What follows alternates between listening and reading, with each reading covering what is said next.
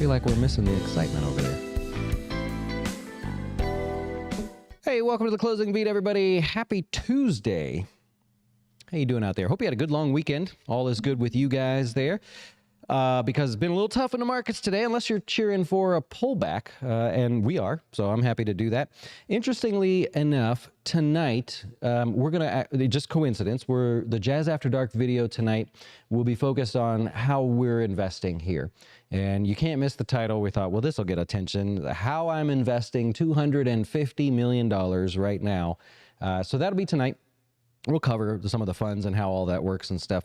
But good timing on that, because one of the things that we have here, financial advisors at Jazz Wealth, in our portfolios, we have a lot of cash. And so we're happy to see the markets pull back. We've had cash for over a year now. And so very, very happy to see that.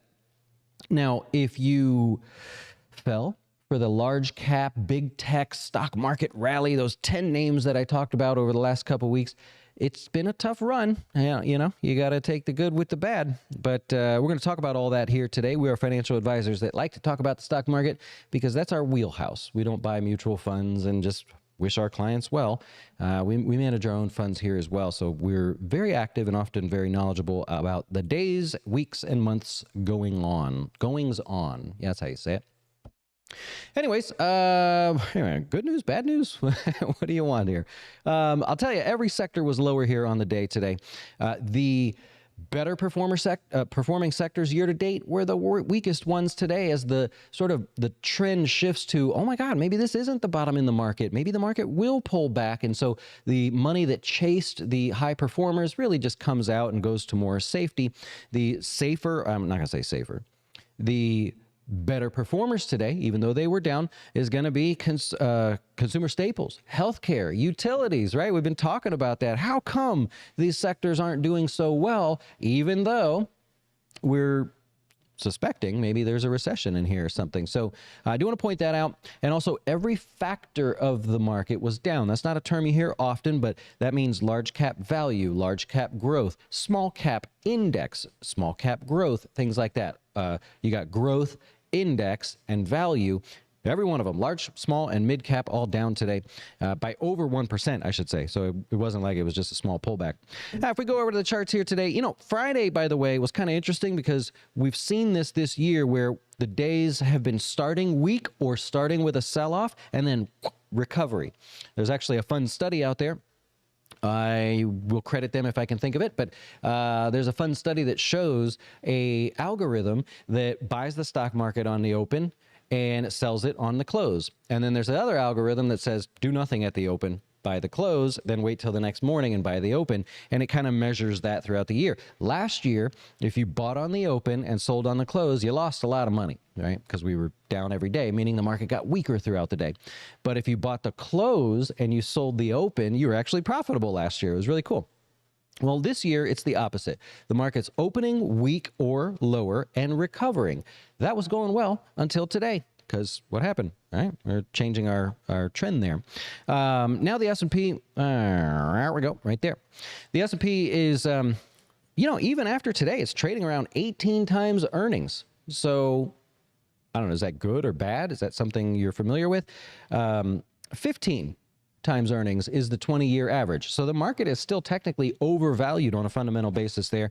And I would add, it's yielding what, 1.5, 1.6% at the moment.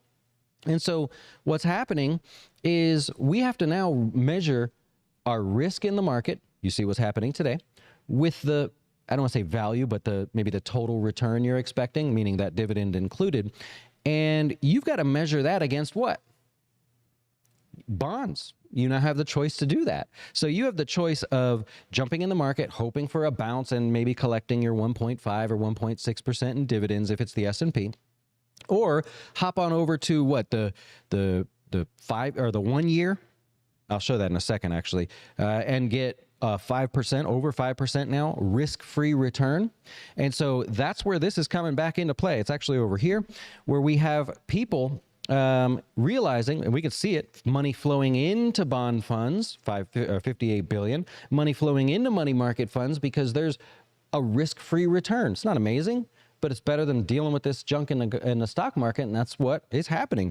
This money last year and the year before and the year before and the year before and the year before had nowhere. It couldn't go here.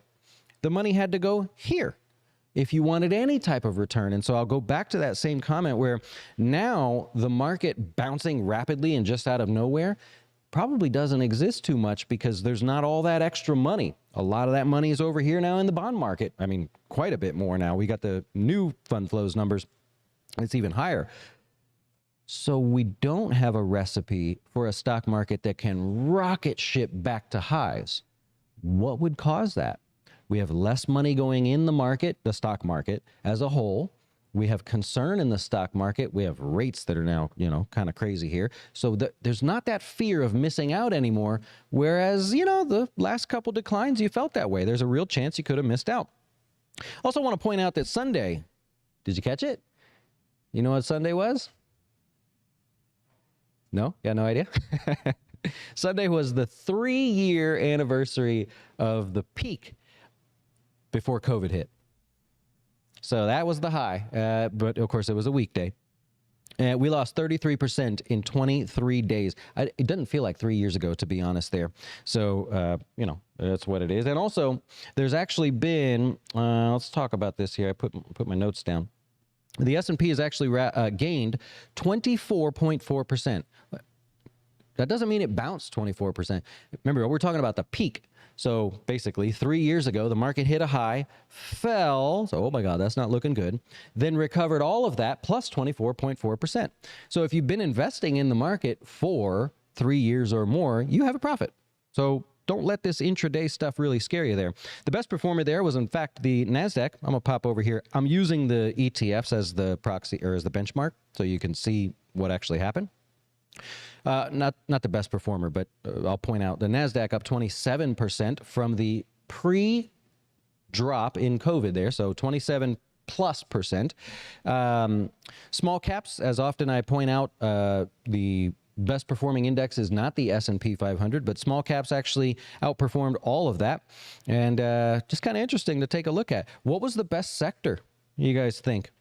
Since the peak just before COVID brought us all the way down and we went through that nastiness we never hoped to go through again, what do you think the best performing sector was? Was it consumer discretionary? It's probably not a good guess, right? You can imagine that's probably not the best one.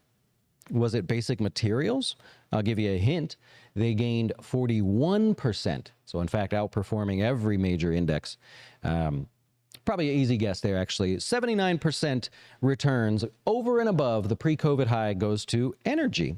So energy, even after today, is still sitting at 79% gains there. So kind of interesting. I had sort of prepared that ahead of time thinking, well, maybe there might not be much to talk about today, so we'll just skip over that because that is not the case today.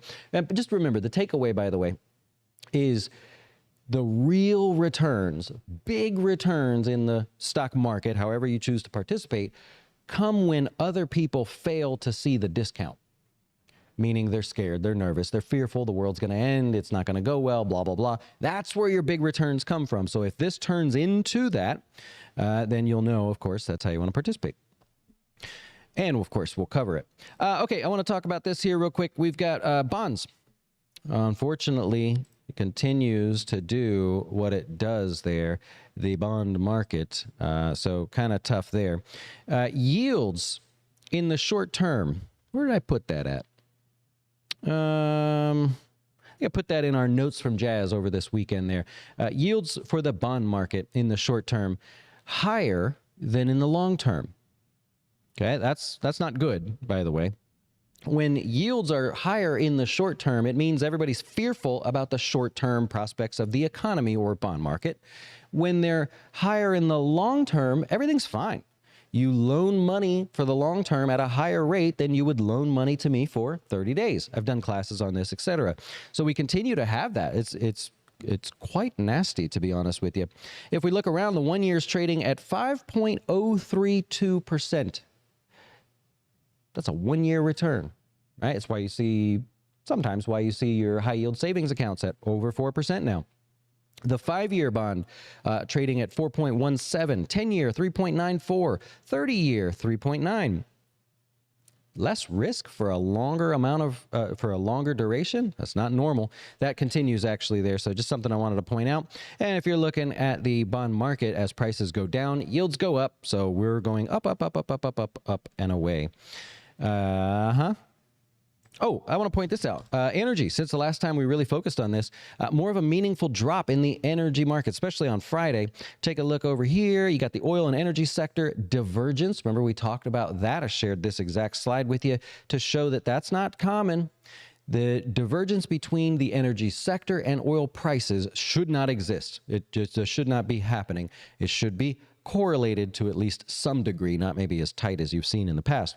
This is actually starting to work well here for us now because the divergence is coming in. Hey, remember, there's two things that can happen. Energy can pull back or oil prices can go up. At the moment, what we have, energy pulling back.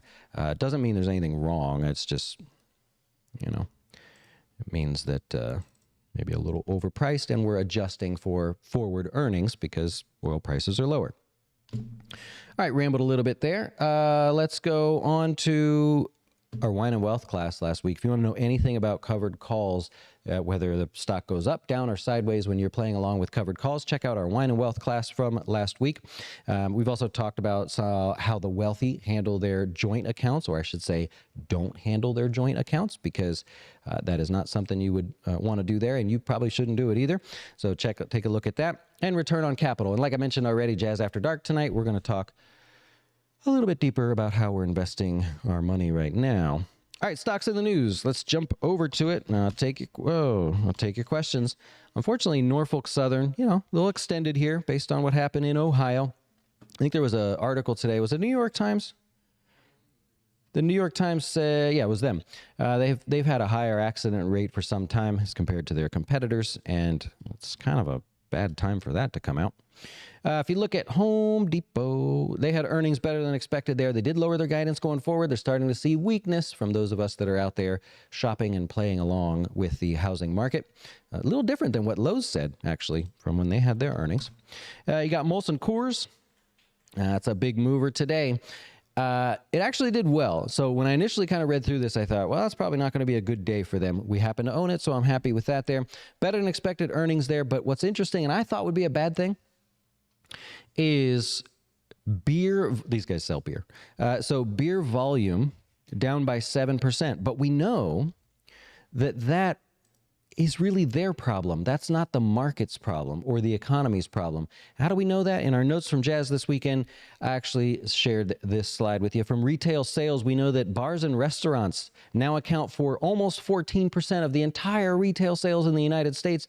Year over year, we're spending 25% more in bars and restaurants. So the fact that Molson Coors did not participate in some of that, I initially thought might be a bit of a problem. But with everything else that's going on, their guidance going forward wasn't horrible. It was kind of the middle end of the range there. So maybe we chose to overlook the fact that retail sales just came out, and why didn't they participate in that to the same degree? Y'all are hitting the sauce out there. I can see it. I can see the numbers for everything you're doing. So, Jazz After Dark, we've been hitting it too. So you join me. General Mills. So these guys, any of the big sort of conglomerate food, beverage companies like that, we really don't care about what they do other than we're looking at their organic sales. Can General Mills have growth of 25% in a quarter? Probably not. They kind of own the market, right? Even in the pet food space, they're sort of taking over there. So we look at organic sales. You would do the same for Coca-Cola. Are we going to expect that suddenly like 100 million more people bought Coke than they did in the previous quarter? Probably not. So we look at organic sales there, and they raised their guidance going forward because organic sales were up very much so. So very cool. And some of the details that they gave, there's a conference coming up, and they kind of spilled the beans on that if you want to dig a little deeper.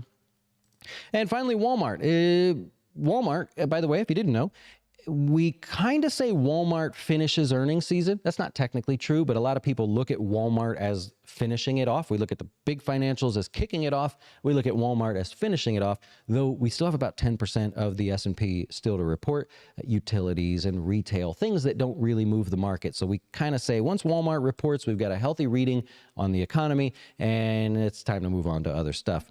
So they did report there, better than expected. They did lower guidance going forward, but didn't seem to matter. And by the way, you might want to notice relative strength. So the stock today was able to shake off all the declines there and move on to doing what it does.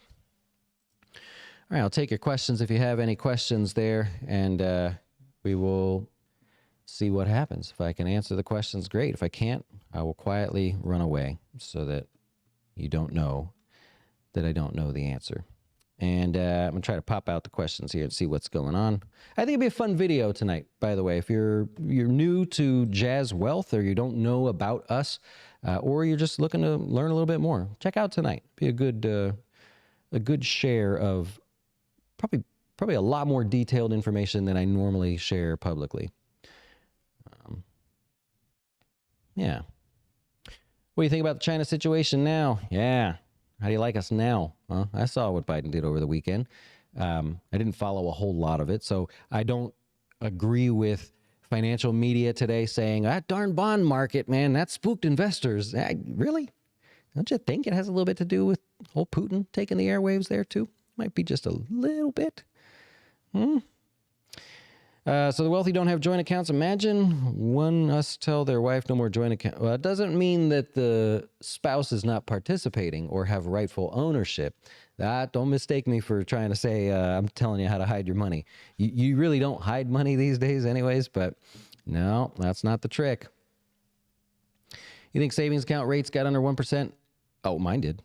Yeah, mine did, because I actually still had a bank. Believe it or not, I still had a bank that had a passbook. Remember those? Does anybody remember passbooks where that was your method of deposits, withdrawals, and balancing everything?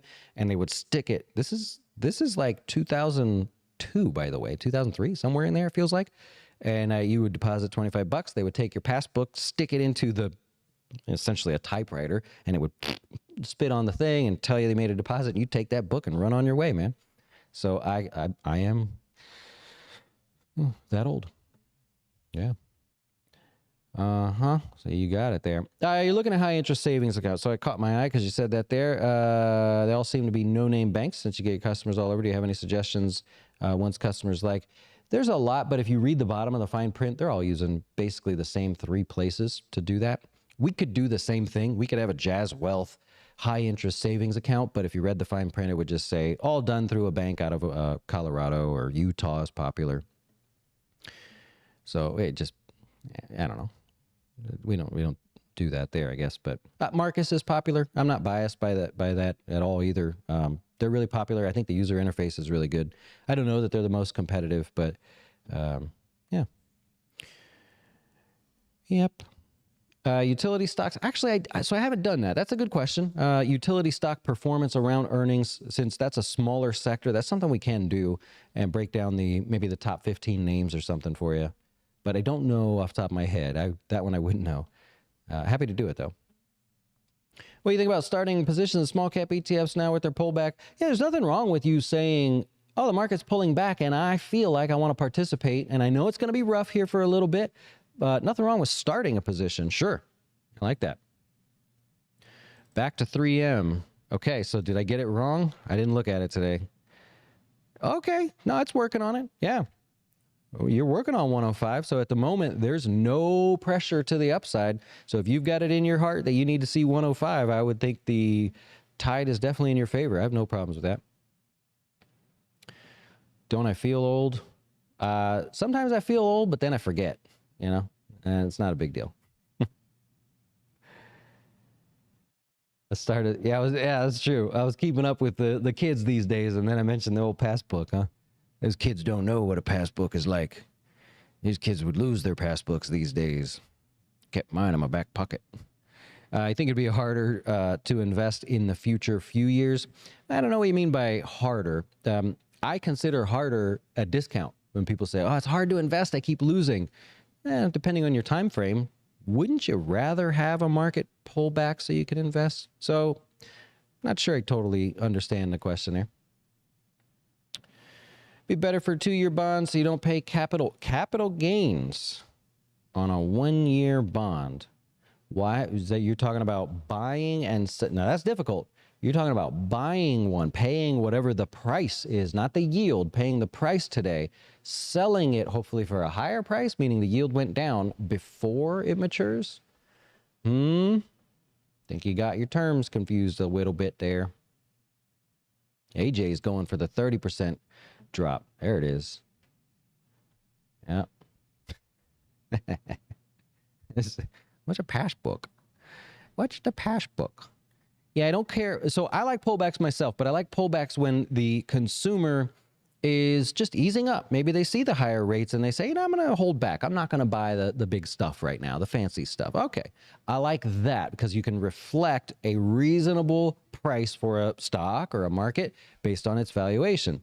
Well, when the political risk enters the arena, now we have maybe 10 people that could take to the airwaves and really manipulate that short-term volatility. I don't like that, but that is part of the game, so it's what we have to deal with. And, of course, nobody probably likes a war unless you sell the weapons and things like that. Alibaba, by the way, speaking of Alibaba, yeah, so Alibaba, not immune to the weakness. That actually started in China overnight. Very weak over there. So I don't know how much of that bled into ours here, but that's why you're seeing weakness in any of the Chinese names. Their markets had a rough go as well. Yeah. Munger. Yeah, he's a little grumpy lately, right? Is that what happens? Somebody that's older than me can tell me. You eventually just get grumpy? Am I going to be eventually like on here yelling at you guys? Yeah. I mean, I could see that happening. Anyways, I'm going to wrap it up before somebody start picking on me. We'll call it a day here. We will be back tomorrow. Remember, it will be Wednesday. I will try to remember as well.